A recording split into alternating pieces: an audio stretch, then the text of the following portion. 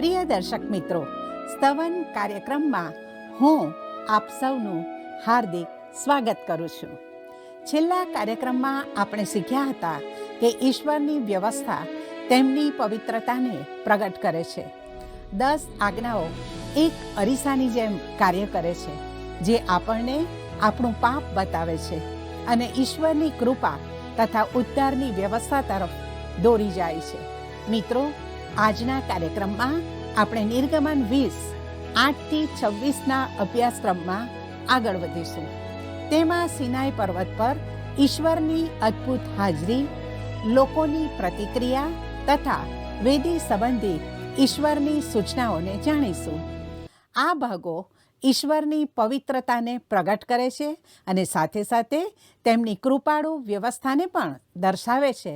તો ચાલો હવે આપણે અભ્યાસની શરૂઆત કરીએ.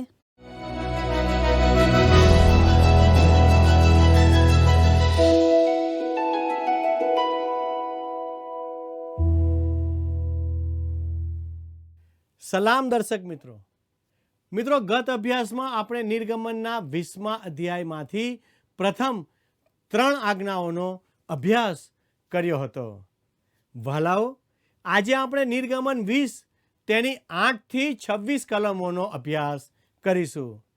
મારા ખ્રિસ્તી ભાઈ બહેનો, તમારું બાઇબલ ખોલો અને નિર્ગમનનો 20મો અધ્યાય તમે ખુલ્લો રાખશો.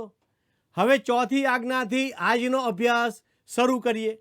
નિર્ગમન 20:8-11 કલમ જણાવે છે, સાબાત દિનને પવિત્ર પાળવાને તું યાદ રાખ. 6 દિવસ તું ઉદ્યોગ કર ને તારું સઘળું કામ કર, પણ 7મો દિવસ તારા દેવ યહોવાનો સાબાત છે. તેમાં તું કંઈ કામ ન કર. તું કે તારો દીકરો કે તારી દીકરી કે તારો દાસ કે તારી દાસી કે તારા ઢોર કે તારા ઘરમાંનો પરદેશી, કેમ કે 6 દિવસમાં યહોવાએ આકાશ તથા પૃથ્વી, સમુદ્ર તથા તેઓમાંના સર્વ ઉત્પન્ન કર્યા ને 7મે દિવસે તે સ્વસ્થ રહ્યો. એ માટે યહોવાએ સાબાત દિનને આશીર્વાદ દઈને તેને પવિત્ર ઠરાવ્યો. વહાલા દર્શકો, સાબાતનો દિવસ ઇઝરાયેલ રાષ્ટ્રને ખૂબ જ વિશિષ્ટ રીતે આપવામાં આવ્યો હતો. તે ઈશ્વર અને ઇઝરાયેલના સંતાનો વચ્ચેનો કરાર અને નિશાની હતો. મિત્રો, આપણે નિર્ગમન 31:13-17 આ વાત વધુ સ્પષ્ટ રીતે જોઈશું.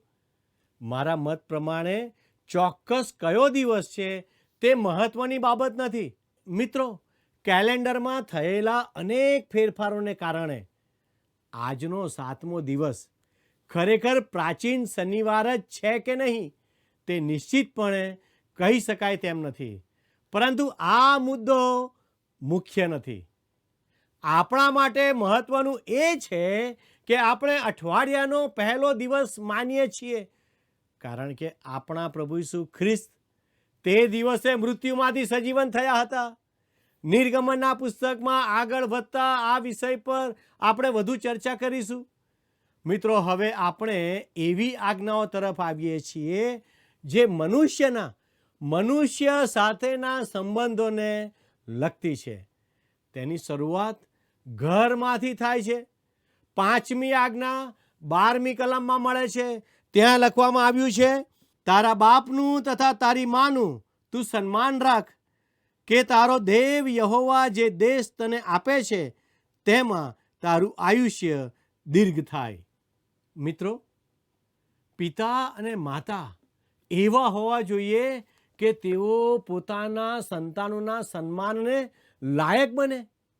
વહાલાઓ, આ આજ્ઞા વિશે આપણે આગળ વધુ વિગતથી વિચારીશું, પણ અત્યારે આપણા અભ્યાસમાં આગળ વધતા 13મી કલમ આપણને 6ઠ્ઠી આજ્ઞા આપે છે તે વિશે વિચાર કરીએ. 13મી કલમમાં લખ્યું છે, તું ખૂન ન કર.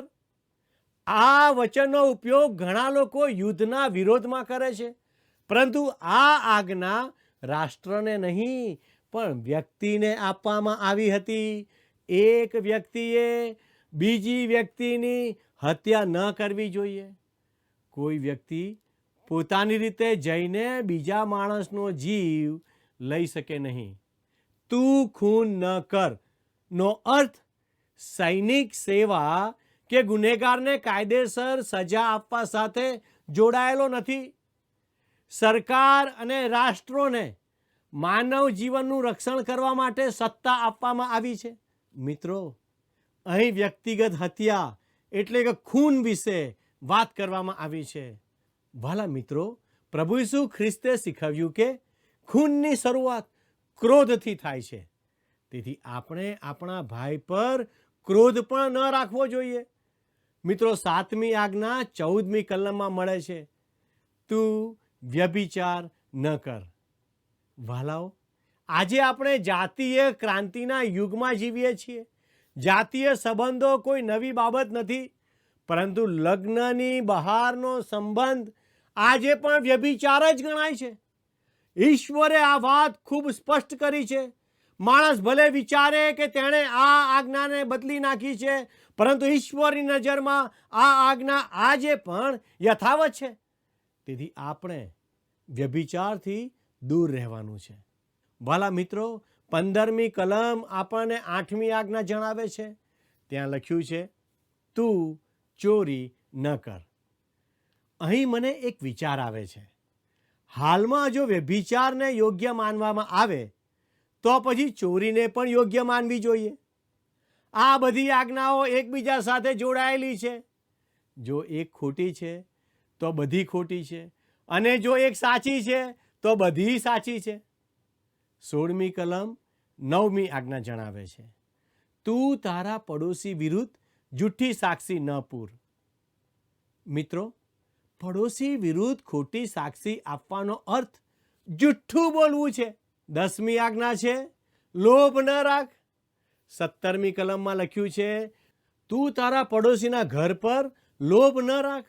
તારા પડોશીની સ્ત્રી કે તેનો દાસ કે તેની દાસી કે તેનો બળદ કે તેનું ગધેડું કે તારા પડોશીનું જે કંઈ હોય તે પર તું લોભ ન રાખ. ભલા મિત્રો, સંત પાઉલ નવા કરારના વિભાગમાં કોલોસ્યોનો પત્ર 3 અધ્યાય 5મી કલમમાં કહે છે કે લોભ મૂર્તિ પૂજા સમાન છે. મિત્રો, આજના યુગમાં મોટા પાપોમાંનું એક પાપ લોભ છે. હત્યા, વ્યભિચાર, ચોરી, ખોટી સાક્ષી અને લોભ, આ બધાને ઈશ્વર પસંદ કરતા નથી. હવે આગળ આપણે 10 આજ્ઞાઓને બીજા દ્રષ્ટિકોણથી પણ જોઈશું. ભલા મિત્રો, ઈશ્વરે ઇસ્રાયેલીઓને 10 આજ્ઞાઓ સ્વરૂપે નૈતિક કાયદો આપ્યો, પરંતુ કાયદો માત્ર 10 આજ્ઞાઓ પૂરતો મર્યાદિત નહોતો. ઈશ્વરે તેમને સામાજિક કાયદાઓ, વેદી વિશેની સૂચનાઓ અને મુલાકાત મંડપ બાંધવાની આજ્ઞાઓ પણ આપી. ભલા મિત્રો, બાઇબલમાં લેવીયના પુસ્તકમાં આ સેવા વિશે વિસ્તૃત માહિતી મળે છે. આ બધું મળીને જ કાયદો બને છે. ભલા દર્શક મિત્રો, આપણા અભ્યાસમાં આગળ વધતા હવે આપણે 18 અને 19 કલમ વાંચીએ. ત્યાં આ પ્રમાણે લખવામાં આવ્યું છે, અને સર્વ લોકોએ ગર્જના તથા વીજળી તથા રણશીંગડાનો સાદ તથા ધુમાતો પર્વત દીઠા, અને તે જોઈને લોકોને ધ્રુજારી છૂટી ને તેઓ આગા ઊભા રહ્યા. અને તેઓએ મૂસાને કહ્યું કે તું અમારી સાથે બોલ ને અમે તે સાંભળીશું. પણ દેવ અમારી સાથે ન બોલે, રખે ને અમે માર્યા જઈએ. વાલા દર્શક મિત્રો, જ્યારે ઇસ્રાયેલીઓએ ગર્જના અને વીજળીઓ જોઈ ત્યારે તેઓ ભયભીત થઈ ગયા અને પર્વતથી દૂર ઊભા રહ્યા. મિત્રો, 20મી કલમ જોઈએ. અને મૂસાએ લોકોને કહ્યું કે બીહોમાં, કેમ કે દેવ એ સારું આવ્યો છે કે તે તમારી પરીક્ષા કરે ને તેનું ભય તમારી સમક્ષ રહે કે તમે પાપ ન કરો. વાલા દર્શકો, કોઈ પણ કાયદો અત્યંત ઊંચું ધોરણ રજૂ કરે છે. યહોવાનો કાયદો સંપૂર્ણ છે અને સંપૂર્ણતાની માંગ કરે છે. જો કોઈ વ્યક્તિ કાયદો પાળીને ઉદ્ધાર મેળવવા માગે તો તેણે સંપૂર્ણ બનવું પડશે. જો તે સંપૂર્ણ નથી તો તે કાયદા દ્વારા ઉદ્ધાર મેળવી શકશે નહીં. પરંતુ કૃપાના યુગમાં ઈશ્વર મારા જેવા પાપીને પણ બચાવી શકે છે. કૃપા ઈશ્વરની ભલાઈ અને પ્રેમને પ્રગટ કરે છે.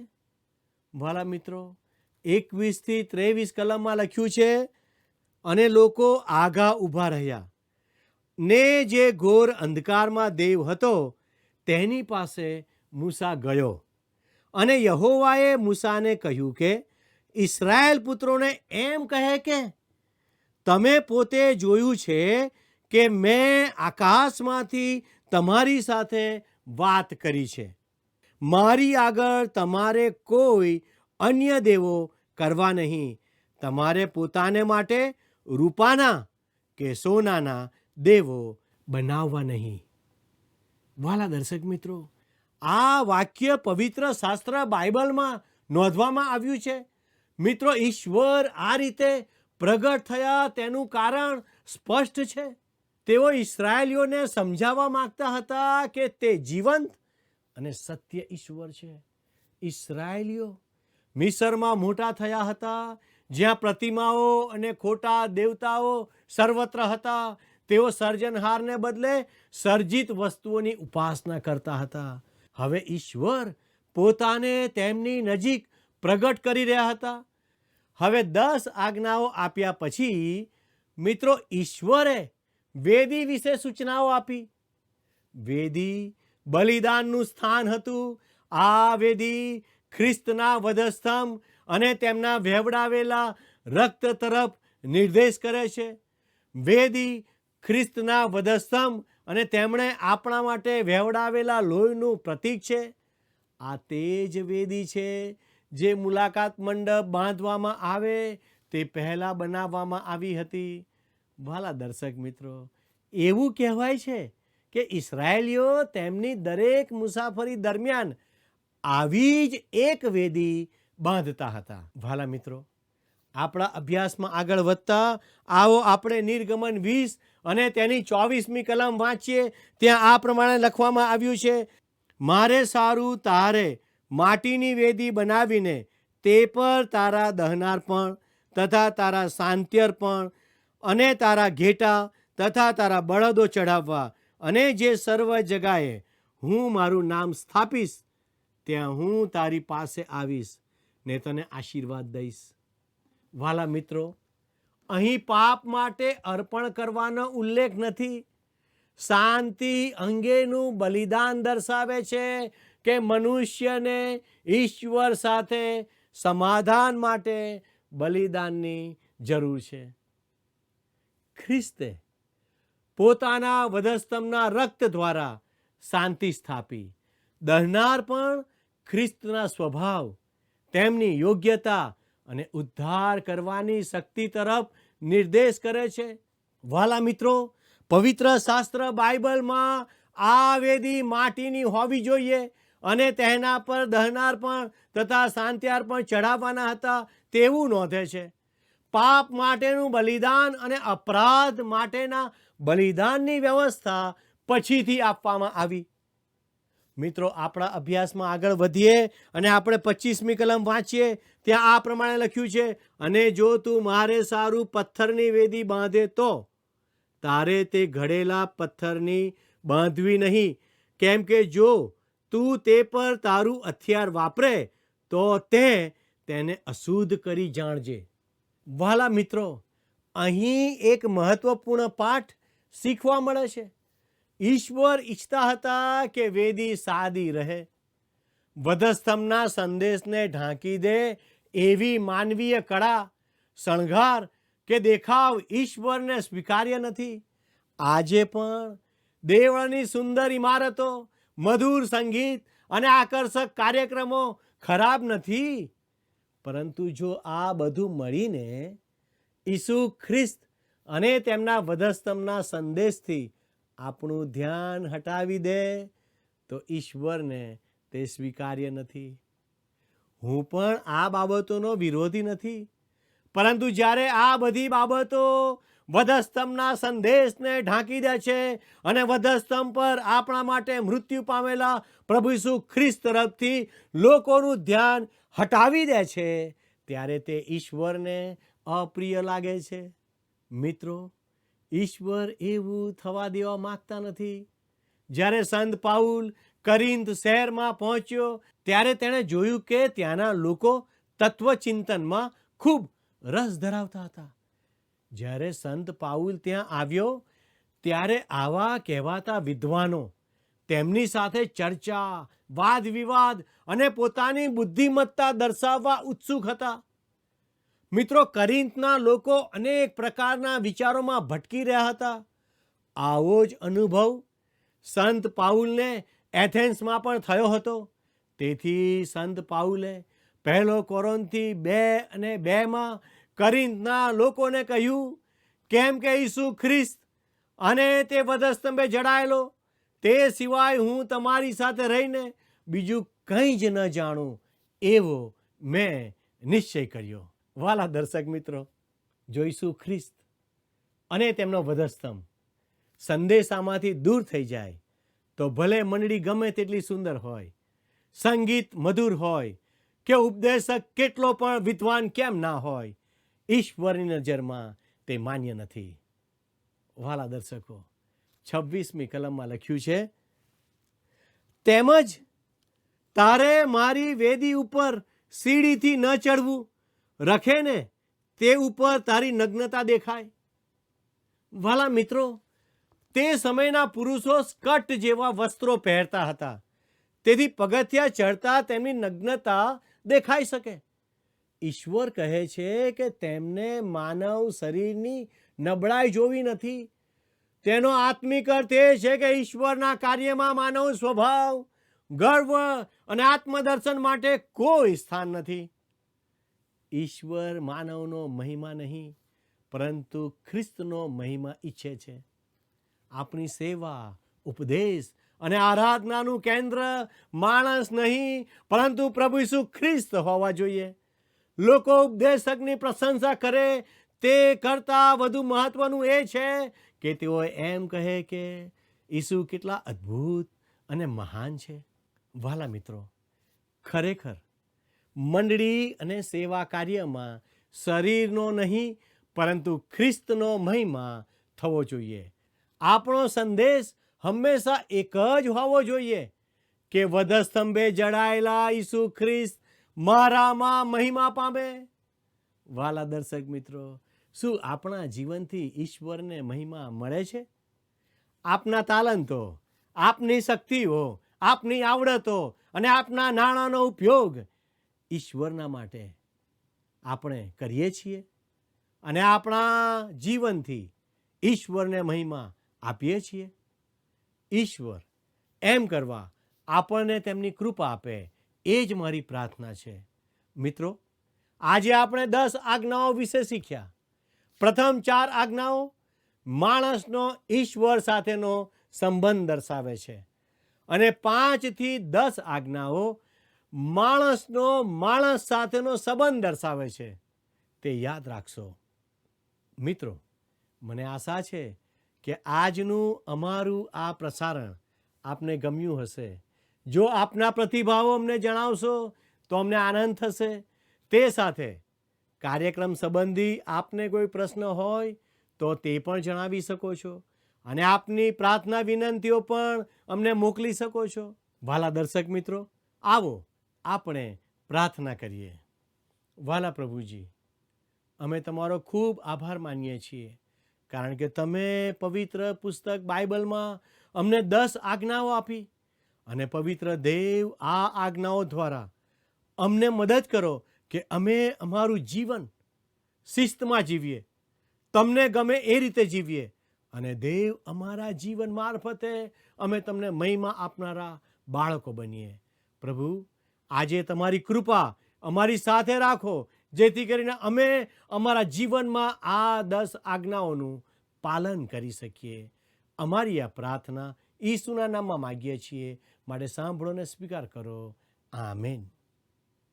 વાલા દર્શક મિત્રો, મારો સમય અહીં પૂરો થાય છે. આવતીકાલે અમારી સાથે જોડાવાનું ચૂકશો નહીં. ઈશ્વર આપને આશીષ આપે. ધન્યવાદ.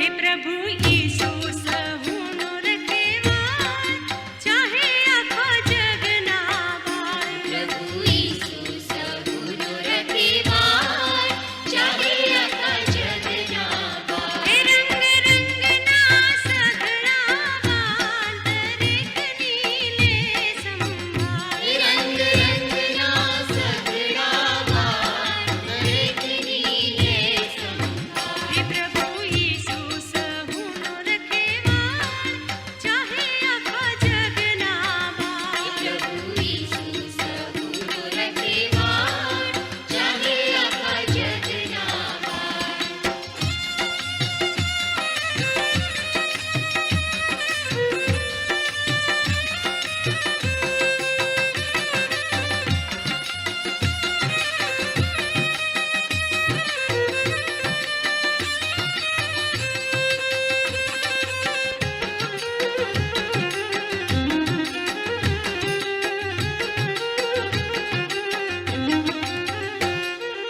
માંદા ભૂખ્યા કેલાચાર, સુધી સૌને દે આધાર।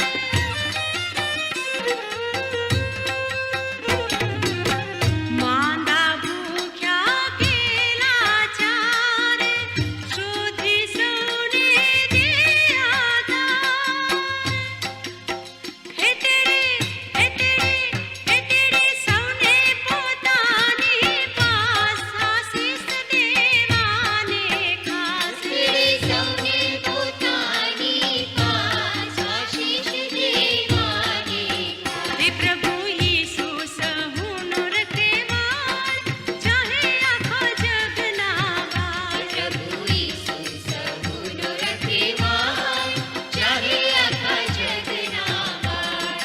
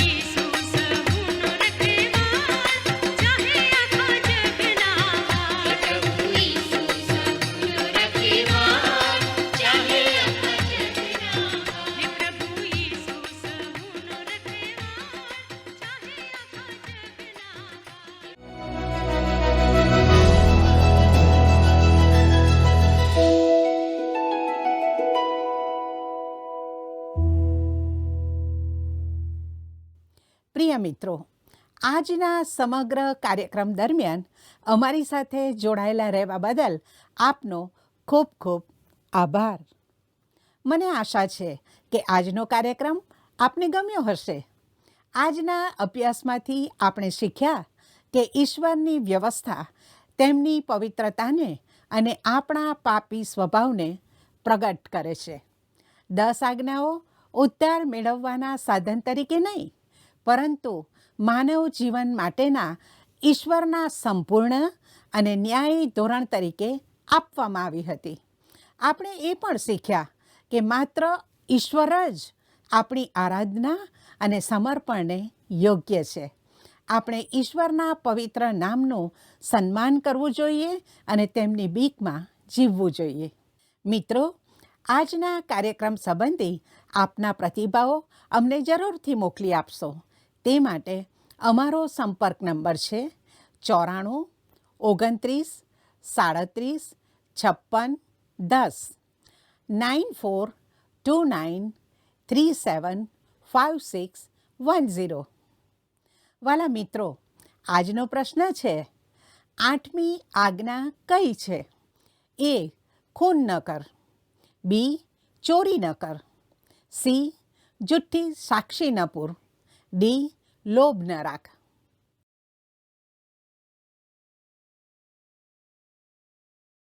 વાલા મિત્રો, ગત પ્રશ્નનો જવાબ છે સી. 3.